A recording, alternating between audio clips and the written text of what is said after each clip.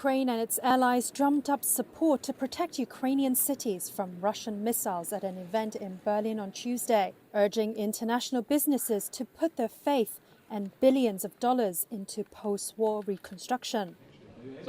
Ukrainian President Volodymyr Zelensky said Russia had already wiped out enough energy infrastructure to power the cities of Berlin and Munich combined. He was hoping to come away from the conference with pledges of billions of euros for defense and agreements on building a new and more modern energy system. This meeting in itself is already a result, because it is very difficult not to lose allies and partner countries. And uniting countries who are partners and non-partners is a difficult mission in itself for Ukraine, when the war has been going on for months. Since March, Russia's campaign of aerial bombardment has inflicted heavy damage to generating capacity, and blackouts are having to be scheduled across Ukraine. Kiev hopes the Recovery Conference will cement its credentials as a future member of the European Union. It is trying to prove it's worthy of huge injections of reconstruction financing, even as Russian forces continue to make slow advances in Ukraine's east. German Chancellor Olaf Scholz cited World Bank estimates that Ukraine could need $500 billion over a decade. He added companies had to be offered a business case for investing. He also talked up Ukraine's potential in sectors including renewables, IT and pharmaceuticals. The reconstruction of the country will require massive investment. This will not be possible without private capital. As a reminder, we are talking about the reconstruction of a future member state of the European Union. Scholz added that Germany was sending more air defense systems, missiles and munitions to bolster the capital Kiev's defenses against a barrage of Russian attacks on cities. The mayor of Ukraine's second city, Kharkiv, said Western weapons and the permission to use them to strike targets just inside Russia had helped to restore calm. European Commission President Ursula von der Leyen announced agreements with banks worth $1.5 billion to help attract private investment for Ukraine. Zelensky also addressed the German parliament during his visit, where his speech was boycotted by two parties, including the far-right Alternative for Germany, whose support surged in European elections last weekend. A senior Hamas official said on Tuesday the Palestinian militant group had accepted a United Nations-backed ceasefire resolution and is ready to negotiate details, a move the U.S. called a hopeful sign. Qatari and Egyptian mediators said they had received a formal reply from Hamas to the truce proposal, and Hamas and its ally, Palestinian Islamic Jihad, issued a joint statement on Tuesday expressing, quote, readiness to positively reach a deal to end the war in Gaza. The UN Security Council approved U.S. President Joe Biden's proposal for a truce on Monday. Biden's proposal would pause fighting in the Gaza Strip and facilitate the return of Israelis held hostage by Hamas, ultimately leading to an end to the war. We have the prospect of an immediate ceasefire, building toward an enduring one, and tremendous relief for people in Gaza. In a visit to Tel Aviv on Tuesday, U.S. Secretary of State Antony Blinken responded to Hamas's statement with measured optimism. Well, I say it is a hopeful sign, just as the statement that they issued after the president made his proposal 10 days ago was hopeful, but it's not dispositive. Both Israel and Hamas suggested on Tuesday the plan fit their clashing goals, raising doubt whether any genuine headway toward a deal had been made. The war began when Hamas-led Palestinian militants stormed into southern Israel from Gaza on October 7th, killing more than 1,200 people and seizing more than 250 as hostages, according to Israeli tallies. Israel's retaliatory air and ground onslaught in Gaza has killed more than 37,000 Palestinians, the Gaza Health Ministry said on Tuesday. Israeli strikes have reduced most of the densely populated coastal enclave to wasteland.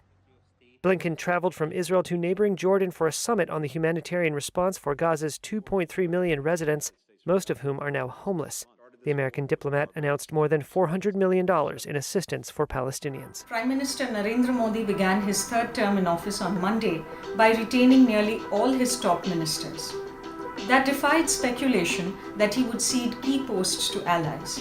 Finance Minister Nirmala Sitharaman will serve a second term. She's credited for steering the world's fifth largest economy through a period of strong growth. The Bharatiya Janata Party's allies will sit outside of the four prime portfolios: home, finance, defense, and foreign affairs.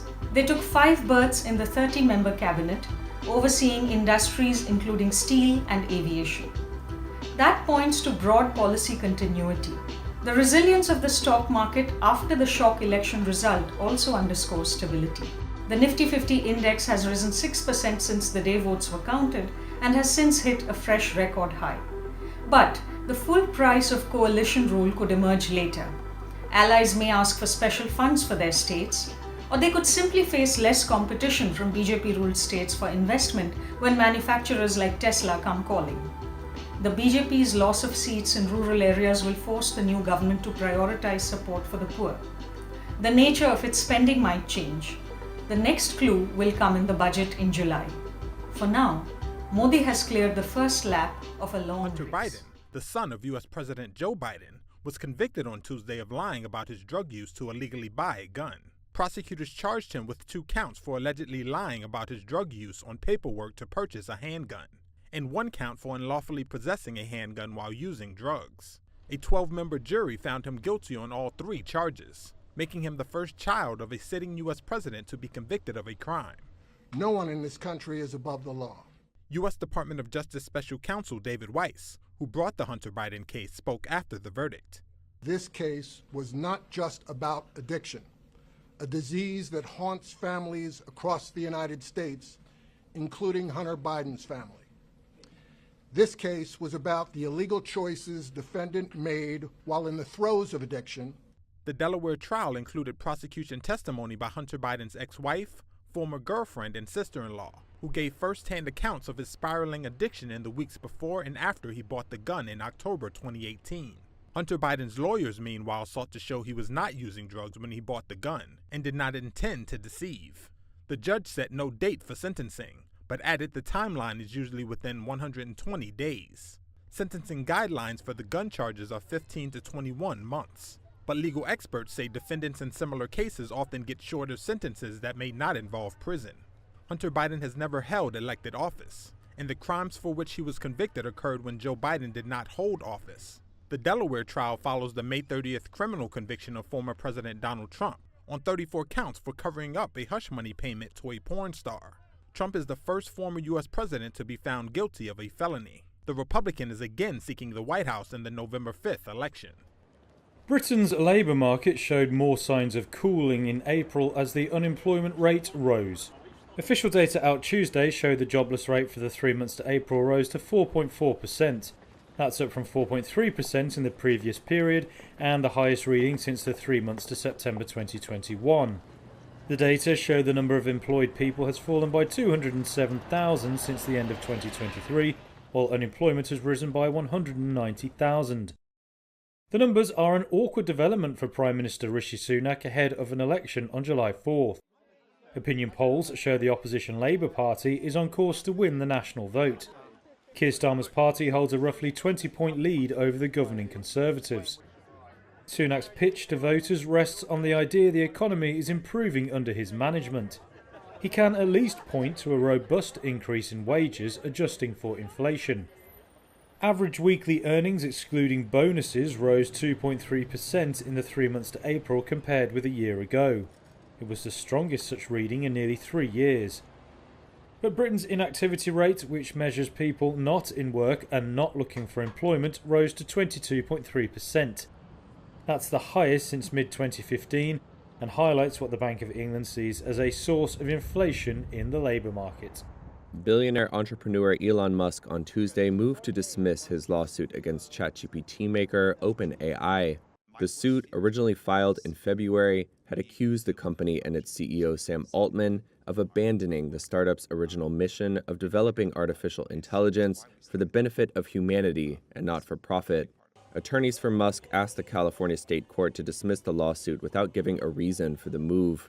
The lawsuit marked a culmination of Musk's long-simmering opposition to OpenAI, a startup he co-founded.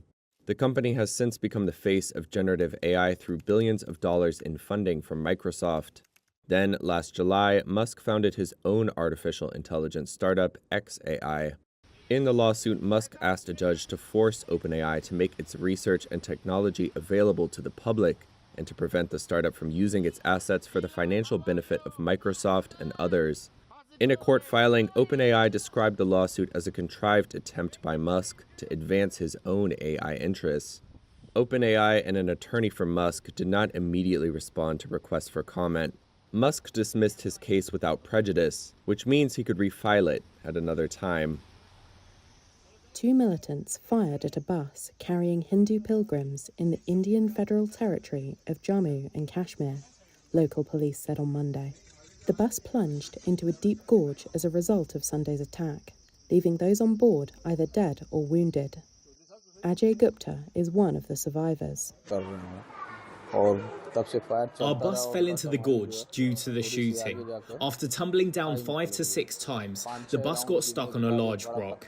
Everyone was injured in the fall. Passengers were lying here and there, some unconscious and some thrown out of the bus. Even after the fall, the firing continued for 10 to 15 minutes. Investigators were seen gathering evidence at the wreckage site, while the nearby forested area was heavily guarded by security. The Himalayan region, which is also claimed by Pakistan, has been rocked by militant violence since the start of an anti-Indian insurgency in 1989. Tens of thousands of people have been killed, although the violence has reduced in recent years.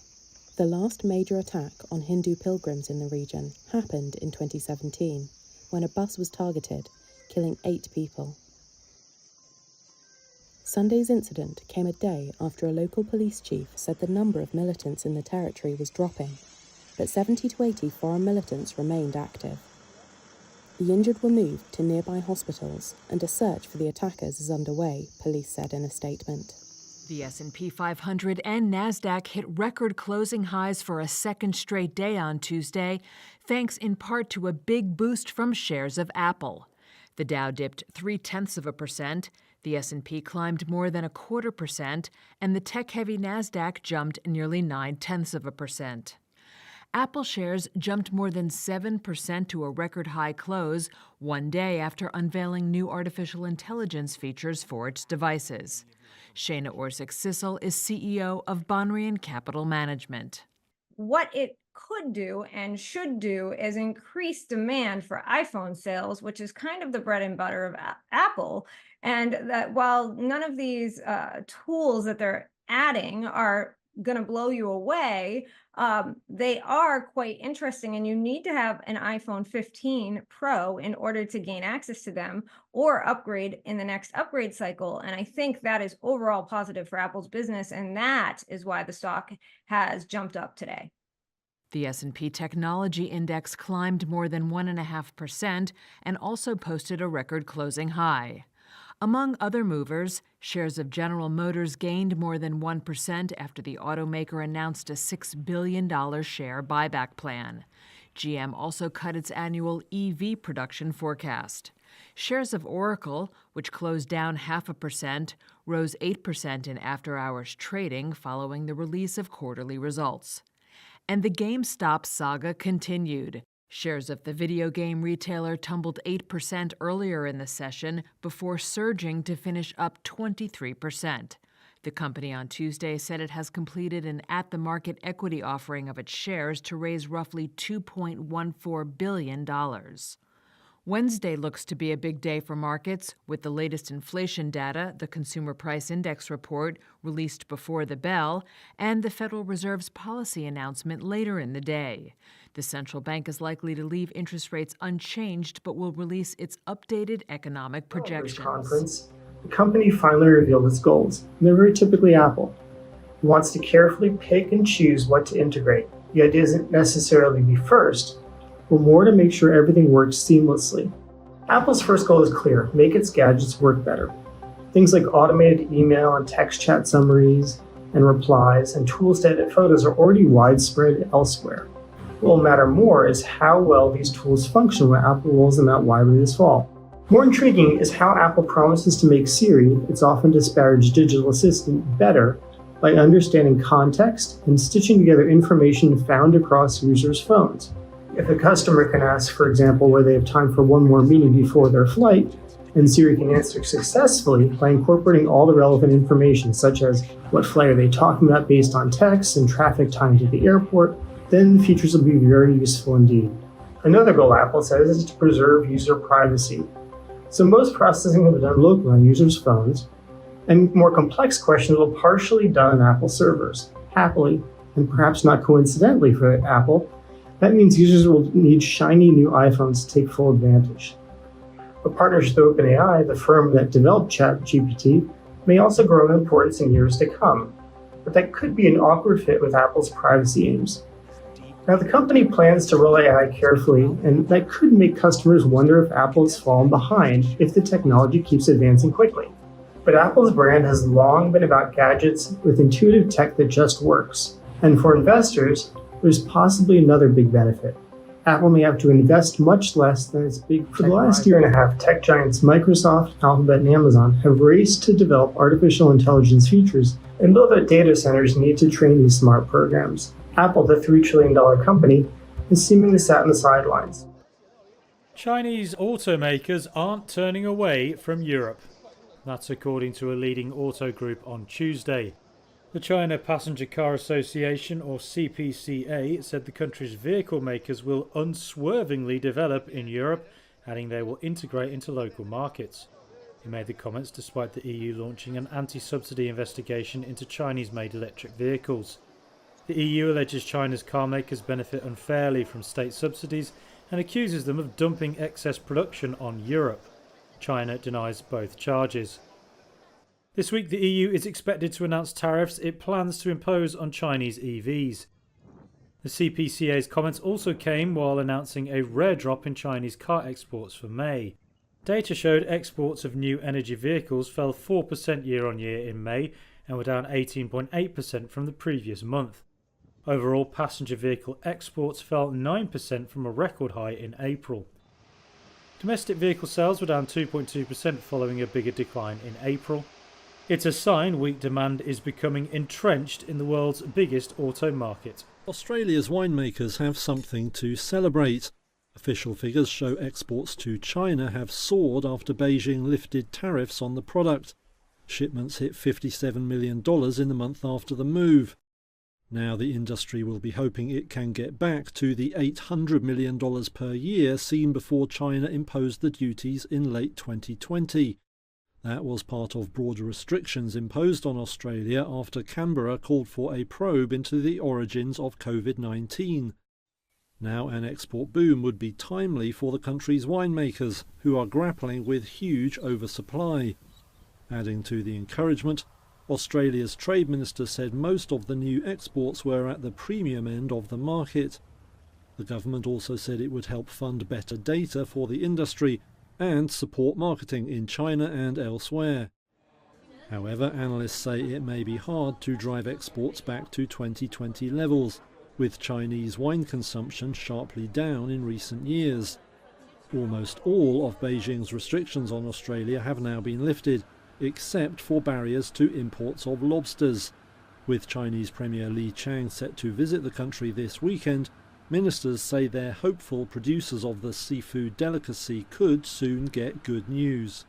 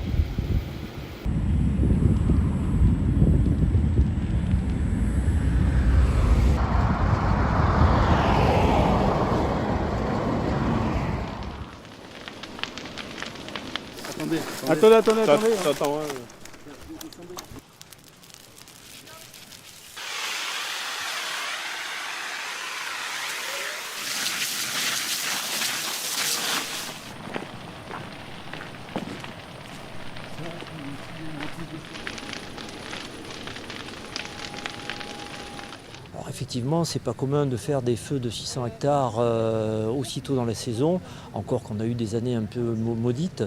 Mais là, cet après-midi, on s'est rendu compte qu'on avait finalement du vent, température forte et puis de l'hygrométrie très basse, qui sont vraiment des facteurs de propagation importants pour les incendies. Donc là, on est en train de tout faire pour le stopper, notamment en tête, et d'éviter qu'il nous passe sur certains secteurs un peu stratégiques.